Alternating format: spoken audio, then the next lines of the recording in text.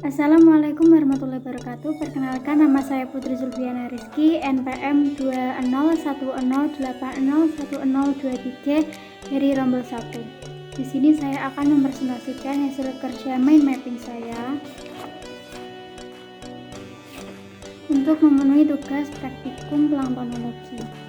Nah, di sini nanti saya akan membahas ada 3 topik yang saya bahas, yaitu mengenai pengambilan sampel, kemudian parameter fisika dan kimia, dan juga identifikasi plankton. Sebelumnya teman-teman harus tahu nih apa sih tujuan dari pengambilan sampel ini, kemudian alat apa yang bisa mendukung.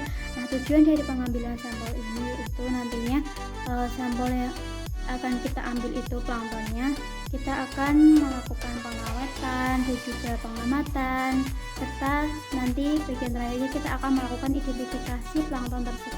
Kita mulai dari alatnya ya teman-teman. Nah, alat untuk pengambilan sampel ini nanti kita menggunakan alat yang bernama planktonet. Nah, kurang lebih gambarnya seperti ini. Maaf ya teman-teman, aku kurang bisa gambar. Nanti kalian bisa searching, gambarnya kurang lebih seperti ini.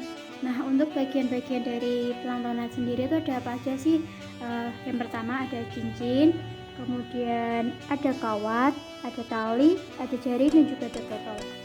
Aku akan jelasin satu persatu dari konstruksi atau bagian-bagian dari planktonet ini. Yang pertama yaitu cincin. Nah, cincin ini sebagai teman-teman, cincin ini sebagai pengikat tali dan juga penarik planktonetnya. Kemudian yang kedua ada kawat tuh ini yang melingkar ini. Nah, fungsi dari kawat ini yaitu membentuk net atau mulut jaring sesuai kebutuhan kita, membentuk mulut netnya ini. Kemudian yang berikutnya ada talinya tuh ini teman-teman. Nah, fungsi dari tali ini sendiri itu menghubungkan antara jaring dengan cincinnya. Kemudian ini ada jaring. Nah, jaring ini biasanya terbuat dari nilon teman-teman. Kemudian yang terakhir di sini ada botolnya. Nah, di botol ini nanti tuh waktu kita ngambil sampel nanti airnya kan tetap tertampung di sini nih. Nah, tentunya dalam pengambilan sampel nanti ada beberapa metode pengambilan yang bisa kita pakai. Di antaranya ada pengambilan secara sampling secara horizontal, secara vertikal, dan juga secara miring. Aku akan bahas satu-satu mengenai sampling secara horizontal, vertikal, dan juga miring. Yang pertama, sampling secara horizontal. Nah, tujuan dari sampling secara horizontal ini untuk mengetahui sebaran plankton di suatu perairan secara horizontal. Nah, caranya itu teman-teman,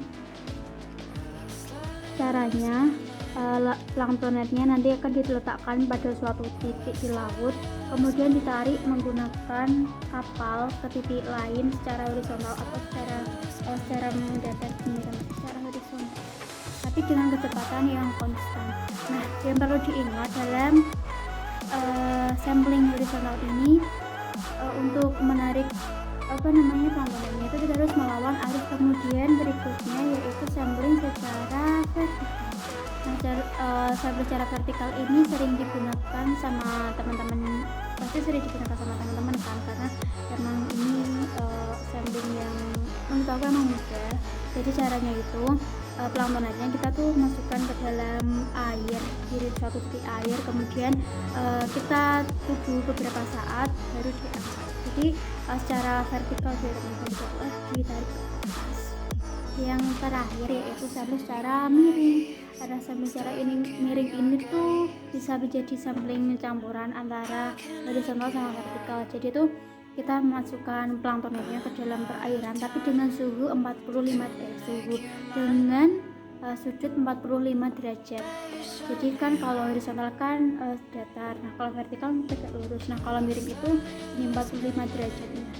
Jadi pengambilan sampel dengan cara metode sampling miring ini Nanti plankton yang kita tampung itu bisa dari beberapa lapisan di perairan tersebut. Nah, selanjutnya setelah sambal ini terambil, selanjutnya kita akan melakukan pengawetan. Apa aja sih bahan, alat, terus bagaimana metode pengawetannya? Mari kita tes. Jadi teman-teman, selanjutnya kita akan melakukan pengawetan. Nah, alat yang kita pakai yaitu botol yang sudah diberi label dan juga pipa tetes. Kemudian untuk bahan-bahannya ada lugol, plankton, kertas label tadi yang ditempelkan ke botol dan juga tisu untuk nanti membersihkan. Selanjutnya bagaimana cara melakukan pengawetan atau kinerja tata caranya. Jadi tata cara pengawetan plankton yang pertama, botol sampel diberi label sebagai penanda. Yang kedua, sampel plankton yang sudah kita ambil menggunakan planktonet tadi kita simpan ke dalam botol yang sudah berlabel tadi. Plankton yang sudah dimasukkan ke dalam botol-botol tadi, selanjutnya tahapan yang ketiga yaitu diberi pengawet lugol. Jadi tiap botol nanti ditetesi lugol menggunakan pipet tetes. Yang keempat atau yang terakhir, nanti botol disimpan di suhu yang dingin. Oke, topik pertama sudah selesai. Selanjutnya kita akan berbeda ke topik yang kedua yaitu parameter fisika dan juga parameter kimia. Nah, masing-masing nanti aku akan menjelaskan bagaimana cara-cara tata kerjanya. Sementara itu sebelumnya simak dulu ya teman-teman. Jadi contoh dari parameter fisika itu ada suhu dan juga kecerahan. Nah, untuk parameter kimia itu ada pH atau derajat keasaman. Aku akan bahas yang parameter fisika dulu mengenai pH, suhu dan juga kecerahan. Aku akan jelasin bagaimana caranya menggunakan alat-alat tersebut. Kita langsung mulai aja. Yang pertama mengenai suhu. Bagaimana cara mengukur suhu di suatu perairan? Untuk mengukur suhu di suatu perairan kita menggunakan sebuah alat yang namanya termometer. Di cara penggunaannya, yang pertama masukkan termometer ke dalam perairan. Kedua, tunggu sampai air raksa dari termometer tersebut berhenti sekitar 2-3 menit. Ketiga, setelah air raksa tadi berhenti, kemudian segera baca suhu dari skala termometer tersebut, karena ditakutkan kalau tidak segera dibaca nanti akan terpengaruh oleh suhu-suhu yang ada di sekitar. Keempat, catat skala dalam derajat Celcius, yaitu mengukur kecerahan di suatu perairan. Jadi mengukur kecerahan di suatu perairan itu penting ya teman-teman. Nah, alat untuk mengukur kecerahan sendiri kita nantinya akan menggunakan alat yang bernama Sagitix. Jadi bagaimana cara menggunakan Sagitix? Yang pertama, Sagitix dimasukkan perlahan dalam perairan sampai batas tidak tampak pertama kali. Yang kedua, batas permukaan air dengan tali diberi tanda dan dicatat sebagai D1. Yang ketiga, Sagitix dimasukkan lagi dalam perairan sampai tidak terlihat. Yang keempat, Sagitix ditarik ke atas sampai batas tampak pertama kali. Selanjutnya yang kelima, batas permukaan air dengan tali diberi tanda dan dicatat sebagai D2. Nah, kecerahan juga dapat dihitung dengan rumus ya teman-teman dalam sentimeter, yaitu D1 ditambah D2 yang sudah aku sebutin tadi, nanti dibagi 2. Oke, parameter fisika udah kelar. Selanjutnya yaitu parameter kimia, yaitu pH atau derajat keasaman. Untuk menghitung pH atau derajat keasaman ini juga terbilangnya mudah ya teman-teman. Aku akan jelasin bagaimana caranya. Yaitu yang pertama, masukkan pH paper ke dalam air sampel kurang lebih selama 2 menit. Yang kedua, setelah 2 menit berlalu, kipas-kipaskan pH paper tadi sampai setengah kering. Terakhir atau yang ketiga, cocokkan warna pH paper tadi yang sudah setengah kering ke dalam kotak standar. Jadi kalau teman-teman belum tahu kotak standar itu apa, kotak standar itu yang ini. Jadi kalau nanti di kotak standar itu nanti terdapat beberapa warna. Nah, nanti di warna tersebut tuh kita dapat mengetahui, oh kalau warnanya ini berarti pH meter perairan tersebut segini. Kalau warnanya ini berarti pH meternya segini. Seperti itu. Oke, kita akan menuju ke topik yang terakhir yaitu mengenai identifikasi plankton.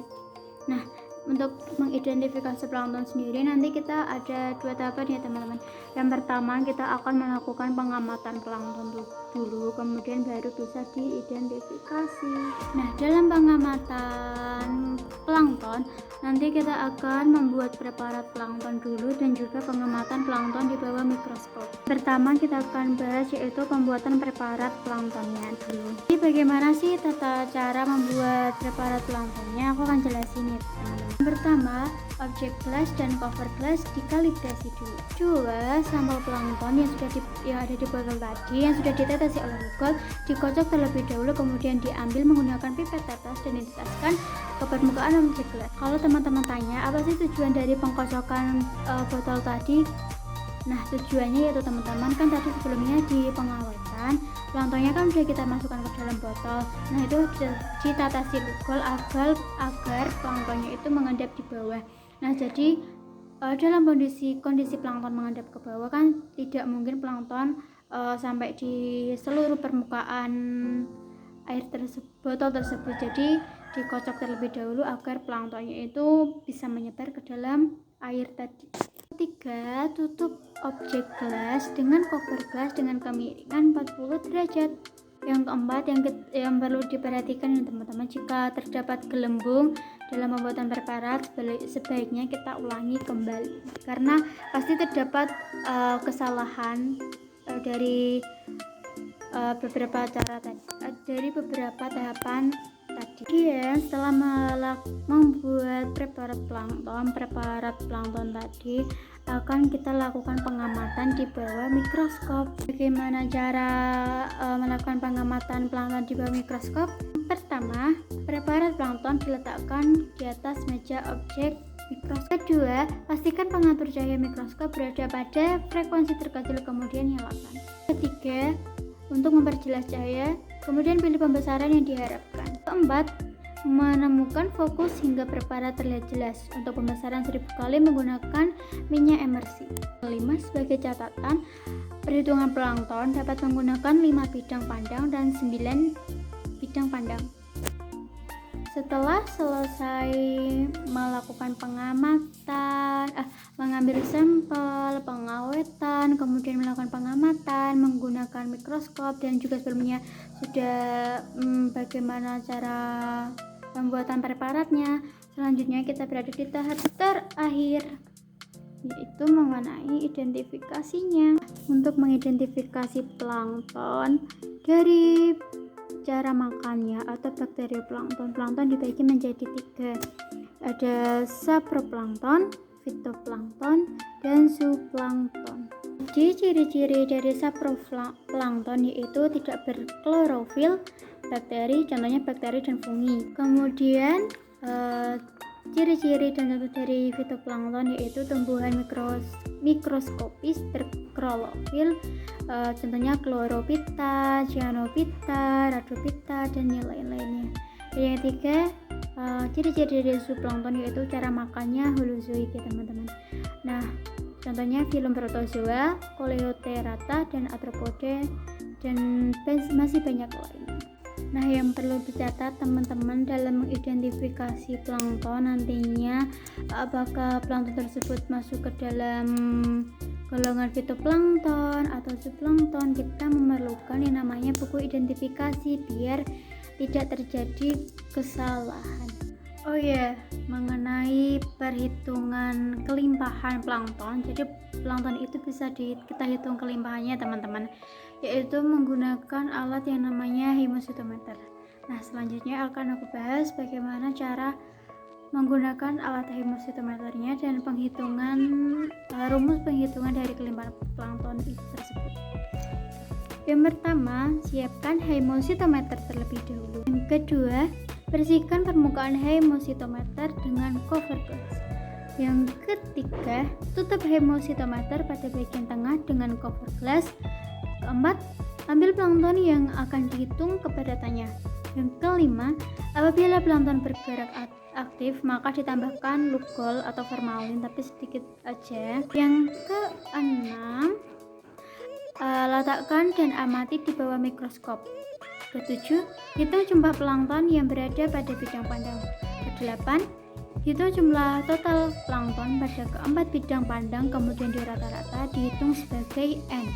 Jadi total kepadatan plankton itu bisa dihitung dengan N kali 104 sel per mililiter. Nah, jadi itu tadi pemaparan mind map aku. Tadi udah aku bahas, mungkin masih terbelit-belit dan juga masih belum bisa dipahami, jadi aku mohon maaf yang sebesar-besarnya karena kita semua juga masih belajar. Jadi aku mau ngucapin terima kasih kepada teman-teman yang udah nonton, terima kasih kepada kakak asisten praktikum yang sudah memberikan materi yang begitu bermanfaat buat aku, sangat menambah wawasan aku dari awal sampai praktikum terakhir kemarin dan masih sampai besok lagi. Aku sangat berterima kasih. Mungkin cukup sekian video pemaparan mind map aku. Mohon maaf apabila ada kata-kata yang keliru atau kata-kata yang masih banyaklah terbelit-belit. Kalau ada salah aku juga minta maaf. Sekian dari aku. Terima kasih. Assalamualaikum warahmatullahi wabarakatuh.